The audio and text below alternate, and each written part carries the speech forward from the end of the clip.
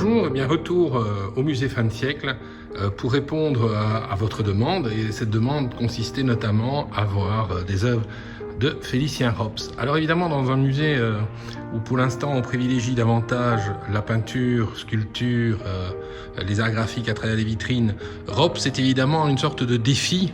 Il est une sorte de défi parce que Rops n'est pas véritablement un peintre, même s'il a produit une œuvre peinte importante, mais c'est un homme du travail du dessin, du travail du crayon, et du crayon à la lithographie, et de la lithographie évidemment essentiellement à la gravure. C'est un homme du journal, c'est un homme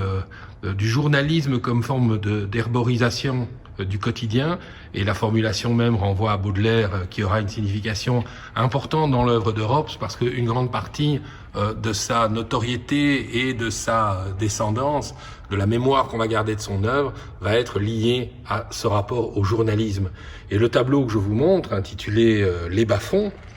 une œuvre non datée, probablement laissée inachevée, parce que cet inachèvement, et on y reviendra, devait correspondre à quelque chose du goût de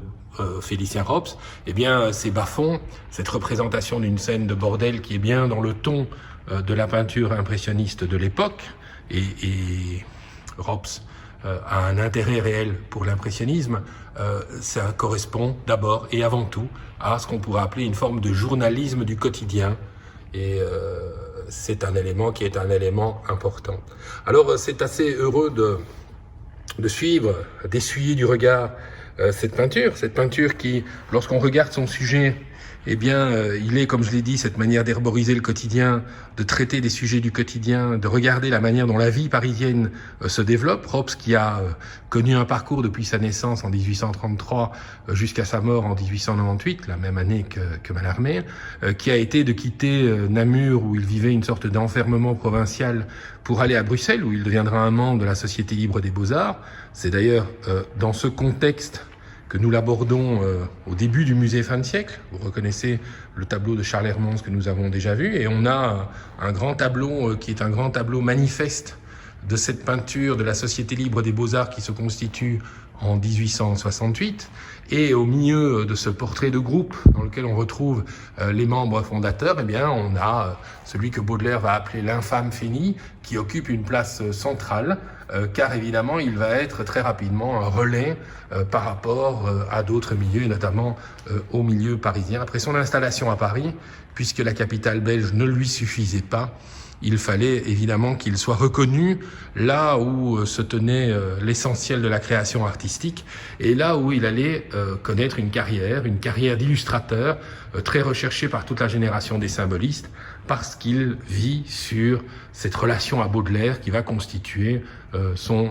symbole, son sésame de reconnaissance. Alors l'homme du livre est aussi un peintre, et un peintre assez subtil, assez fin, un peintre qui, comme beaucoup de peintres, et je pense notamment dans ce contexte-là à l'œuvre de Daumier, qui a un parcours tout à fait comparable à celui de Rops, eh bien il y a chez ces graveurs, chez ces hommes de dessin, un sens de la peinture qui, à mon sens, en tout cas pour moi, est lié à un regard porté sur l'impressionnisme non pas en tant que mouvement constitué, mais certainement en tant que fait qui transforme la peinture, contrairement bien souvent à la gravure ou au dessin, a une possibilité d'arrêter le temps du regard sur la construction même de l'image en tant qu'ombre et lumière. Et regardez, la partie inférieure droite est à ce niveau-là très intéressante. Rops n'a conservé que les lignes qui sont des lignes perspectives, et qu'il fait d'ailleurs se rejoindre dans le drapé de la robe. C'est assez amusant de voir comme on a ici une composition avec son point de fuite. On va s'arrêter sur le point de fuite, il est grosso modo là, et à partir de ce point de fuite, se donne à voir, dans une juxtaposition de tons dégagés les uns des autres, eh bien des formes humaines qui vont être rassemblées pour témoigner de ce constat social, c'est-à-dire les bas-fonds. Alors dans les bas-fonds, il y a un autre élément baudelairien important pour Rops, c'est la notion du déchet. Il y a un regard et une attention pour le bas-fond, parce que le bas-fond, c'est l'expression sociologique présente d'une pulsion sexuelle qui, pour Rops, renvoie à l'homme préhistorique, et plus fondamentalement à une sorte de tension sous-jacente. Alors l'homme était très généreux de son corps et de ses charmes, il a c'est ce qu'on, pour reprendre l'expression de Truffaut, c'est un homme qui aimait les femmes, et il les aimait de manière inconditionnelle, et dans cet amour inconditionnel, eh bien, cette puissance de la sexualité est quelque chose qui correspond chez Hobbes à une puissance de création.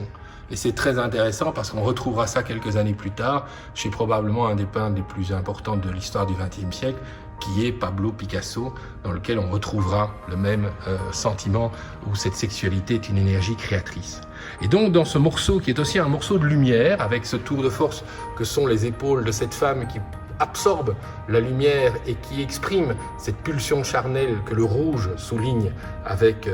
une sorte de symbolique des couleurs, eh bien on a une vision qui est une vision instantanée de la réalité qui se donne à voir dans sa constitution même, et de là ce côté d'inachèvement qui fait de ces bas-fonds, inachevés ou pas inachevés, certainement une œuvre impressionniste dans le sens où quelqu'un comme Degas entendait l'impressionnisme.